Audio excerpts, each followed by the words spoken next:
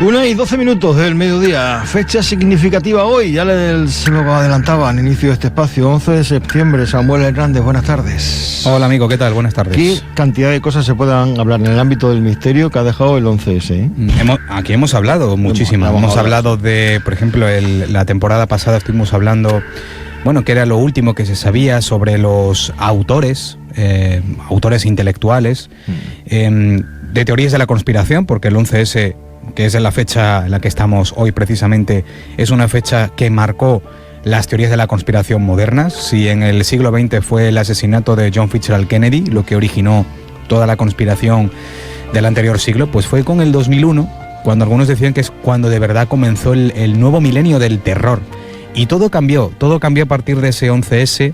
Hay muchas lecturas, muchos artículos, mucha investigación sobre cómo el 11S cambió también el paradigma del cine de terror. Muchas películas que tuvieron que parar su rodaje, donde salían a lo mejor unas torres gemelas, la tuvieron que parar, incluso cortar esas escenas, porque era como no se quería contribuir un poco a la causa. Estaba el tema muy sensible, o situaciones en las que había invasiones de Nueva York, ¿no? Y que eran películas de la época y se tuvieron que paralizar precisamente por este hecho que nos marcó a todos. Mucha gente recordará cómo lo vivió. Eso no lo vamos a recordar porque ya lo hemos hablado en épocas anteriores, pero hoy lo que os traigo a la sección es casualidades, menciones que se han hecho o que dice la gente que se ha hecho al 11S, alguna muy curiosa que yo la he recapitulado de los viejos tebeos que tengo. Ahora hablaremos de qué tebeo es, y también de una película en la que parece ser que hay muchos códigos ocultos relacionados con el 11S, una película también famosa de los años 80. Pero antes, si quiere, Zuri, recordamos la famosa narración de Matías Prats. Yo creo que no hay otro como Matías Prats que en ese día fatídico del 11 de septiembre de 2001, narrando en directo, porque además coincidió con el inicio del informativo de Antena 3 de aquel año, y la reacción de este hombre, yo creo que sin guión, sin leer el teleprompter, Matías Prats reaccionaba así a ese atentado a las Torres Gemelas. Vamos a recuperarlo porque lo tenía en pantalla, pero por cuestiones de tocar donde no debo, me ha pegado un saltito en la pantalla. Bueno, vamos yo, si quieres... Lo tengo. Vale, vamos estupendo. Pues enseguida entramos de lleno con la crónica de la mañana, pero antes tenemos que ponernos en contacto rápidamente con nuestro corresponsal en Estados Unidos. Al parecer, una avioneta acaba de estrellarse en Nueva York contra las conocidas Torres Gemelas. Ricardo, ¿tú estás viendo las imágenes como nosotros? Es que yo lo estoy viendo en directo, Matías, estoy delante de es que es un boquete tremendo el que ha producido, ¿eh? Sí, es un boquete tremendo, además el fuego... Bueno, y ahora de repente una explosión. Es que otro avión volando muy bajo, otro avión parece que se ha podido... Matías, no he alcanzado a decirte lo que ocurre, pero ha habido otra explosión, sí, en efecto. Ha habido otra explosión. Lo que aprecio desde aquí, a salvo fuego y humo, no sé a qué puede... La otra torre, Ricardo, la otra torre. Ha impactado en la otra torre. Y además en una zona más baja aún. Dios santo, es otro avión, parece, el que se ha estrellado en la otra torre. Parece que ha sido otro avión, esto no es... Si se confirma esta circunstancia, no es casual, por supuesto. Pero estamos a la espera, Ricardo, de que recibamos información, porque esto es tremendo. Pues ahí tenemos ese documento sonoro de aquel momento, como tú bien decías, ni teleprompter ni nada, o sea, directamente estaban contando lo que estaban viendo, y más escuchaba a Matías Prats, Dios mío, Dios santo, ¿no? A ver, la forma de narración del suceso, claro, estamos en el año 2025, han pasado 24 años, cómo ha evolucionado la tecnología, las redes sociales. En ese entonces, la telefonía móvil estaba al alza, pero no existían las redes sociales como ahora, que solo han pasado 24 años, ¿eh? Y claro, yo no sé si aquella época los móviles ya grababan y todo ese tipo de cosas. Sí, alguno que otro avanzado ya grababa, pero hablando de la cosa 2001. Es que esto, si el 11S hubiese ocurrido en esta época, ¿qué hubiéramos tenido? Seguramente mucha desinformación, como tantos acontecimientos, muchos bulos. No te digo yo que en aquella época también se transmitieran, pero es el poder de la imagen. Porque el poder de la imagen, con este acontecimiento, cuando se vio en directo ese avión estrellándose en una de las torres y Matías Prats reaccionaba con la otra torre, con esa exclamación hacia el corresponsal que se llamaba Ricardo Ortega, Claro, estábamos todos mirando la televisión, como hacíamos comúnmente, o como hacemos todavía hoy en día, claro, de comer, pero estábamos como nubilados, ¿no? Hoy en día sí, tendremos la tele de fondo, pero estaremos más mirando las redes sociales, Twitter, Instagram, Facebook, a ver qué sale, sí, para saber más información y más imágenes filtradas. Hoy en día, lo que sí han podido realizar las redes sociales, yo he leído muchos hilos de esto, es la recopilación de imágenes del suceso, de las personas cayendo del edificio, algunas tirándose, de ciudadanos estadounidenses mirando con asombro cómo se derrumbaba las torres, de los servicios de emergencia, con las caras oscuras del polvo, del humo, en fin, imágenes que sobrecogen muchísimo. Pero hoy en día se ha hecho esa recopilación. Curioso, las redes sociales no estuvieron en aquel momento presentes, pero sí han podido recopilar y recoger todas las imágenes que se grabaron, muchas de ellas de aficionados, pero también de la prensa. Sí. Bueno, pues vamos con el contenido. Bueno, pues aunque mucho se ha dicho y publicado al respecto, lo cierto es que cada año sale a la luz nueva información sobre este terrible suceso y nuevas imágenes que se publican de, como hemos dicho, de los sobrevivientes, de la barbarie ya sufrida tras el derrumbe. Por supuesto, nunca faltan las teorías que unen hilos de la historia para asegurar que no se trató de un evento aislado, sino que algo que se pudo prever. Por eso entran en juego las teorías de la conspiración. Teorías que hablan incluso de imágenes que fueran premonitorias hacia el desastre. Esta sección es muy de imágenes, ¿vale? Entonces, si hay alguien que tenga internet delante, puede hacer el ejercicio de buscar lo que vamos a comentar. Fíjate, te he traído un audio. Vamos a escuchar cómo se hablaba de un anuncio de los años 60, ojo, y cómo se mencionaba de unas torres gemelas donde aparece un avión de fondo. Vamos a contar un poco esta polémica porque esto se ha hablado como una especie de premonición en los años 60. Un avión a punto de estrellarse contra las Torres Gemelas, bajo el titular "La montaña viene a Manhattan", un anuncio publicado en la prensa estadounidense en 1968 pareció predecir lo que ocurriría 33 años después. La construcción de las Torres Gemelas comenzó en 1966. 2 años después, Wien, quien adquirió el Empire State en 1961, junto con su socio Harry Hemsley, financió un aviso de casi toda una plana que se publicó en The New York Times. En él aludía a los peligros que implicaba la construcción de 2 torres tan altas para el tráfico aéreo. Wien y un comité integrado mayoritariamente por operadores de bienes raíces pensaba en la posibilidad de un accidente, no de un atentado terrorista. Pero cuando la mañana del 11 de septiembre de 2001, 2 aviones se impactaron contra las torres norte y sur del World Trade Center, aquel anuncio pareció convertirse en una profecía. Richard Roth, de Emery Roth & Sons, la empresa que se asoció con el arquitecto Minoru Yamasaki para la construcción de las torres, aseguró en aquel momento que se habían realizado decenas de estudios y que el daño que un avión podría provocar en caso de estrellarse contra alguna de las torres sería mínimo localizado y que aquellos que no estuvieran en el punto de impacto no correrían riesgos.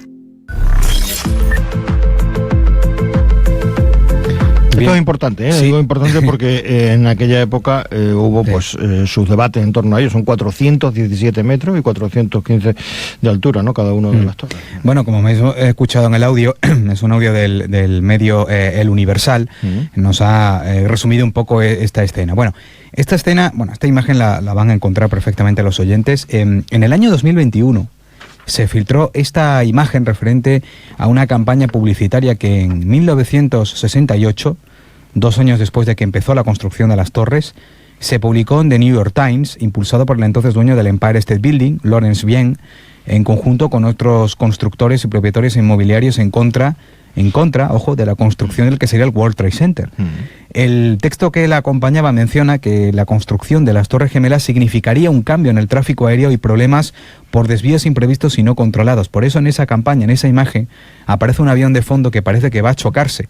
Siempre ha habido ese miedo, cuando estaban las Torres Gemelas siempre había ese miedo de que tan altas que eran y tan robustas, algún día un avión se iba a estrellar. Pero claro, nadie pensó en el año 2001 que ese atentado, bueno, pues iba a ser, ese estrellamiento de los aviones iba a ser intencionado, ¿no?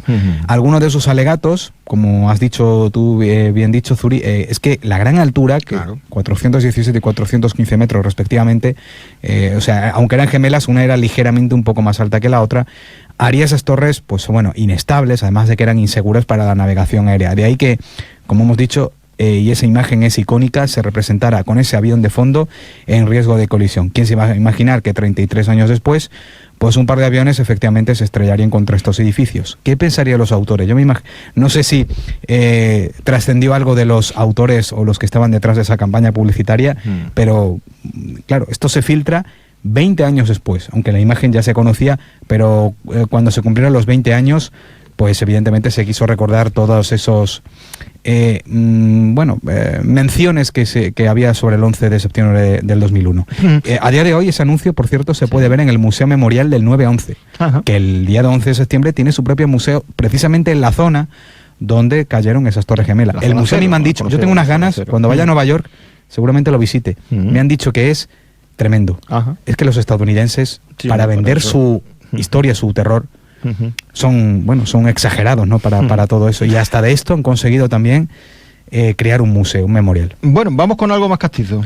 Bueno, para todos los seguidores, lectores, como he sido yo de mi infancia, ¿no? Mortadelo y Filemón. Bueno, hace poco yo estaba revisando los tebeos, viendo todo lo que tenía. Yo tengo centenares de tebeos, porque yo empecé con la comunicación con Mortadelo y Filemón, yo los leía en alto. Bueno, pues me doy cuenta, aunque esto ya se conocía, esto no lo he descubierto yo. Reviso el uno que a mí me encanta, que es la historieta del 35 aniversario.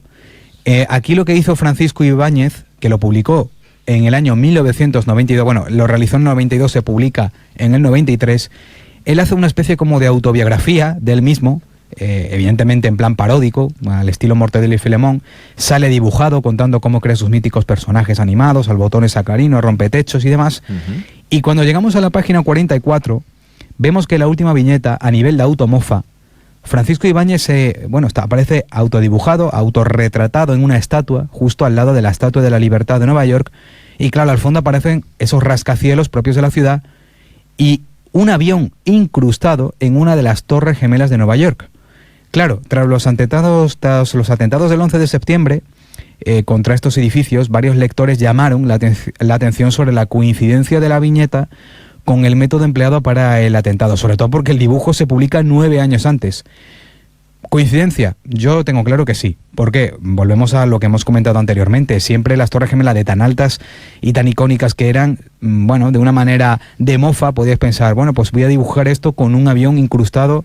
Un poco, no creo que Francisco Ibáñez cuando se enterara 9 años después, yo creo que alucinaría como todos, ¿no? Pero que esto se ha tenido en cuenta también como una reivindicación de que ya existía de antes, con ese miedo que los aviones, o uno en concreto, pudiera chocar algún día con esas torres. Pero de coincidencias tan curiosas a nivel gráfico, como te he hablado del anuncio, te he hablado de Mortadelo y Filemón, si quieres vamos ahora con teorías conspirativas que hay relacionadas con el cine. Pues vamos muy rápido porque nos quedan 4 minutos. Bueno, pues hace como unos 10 años, en un canal de YouTube que se llama Barely Human, se publica un vídeo de unos 11 minutos, curioso, en el que se muestran con imágenes de la mítica película y trilogía Regreso al Futuro sobre las presentaciones. Yo creo que mucha gente, tú la habrás visto, ¿no? Sí. Icónica película, icónica trilogía. Las coincidencias con el suceso del 11 de septiembre de 2001.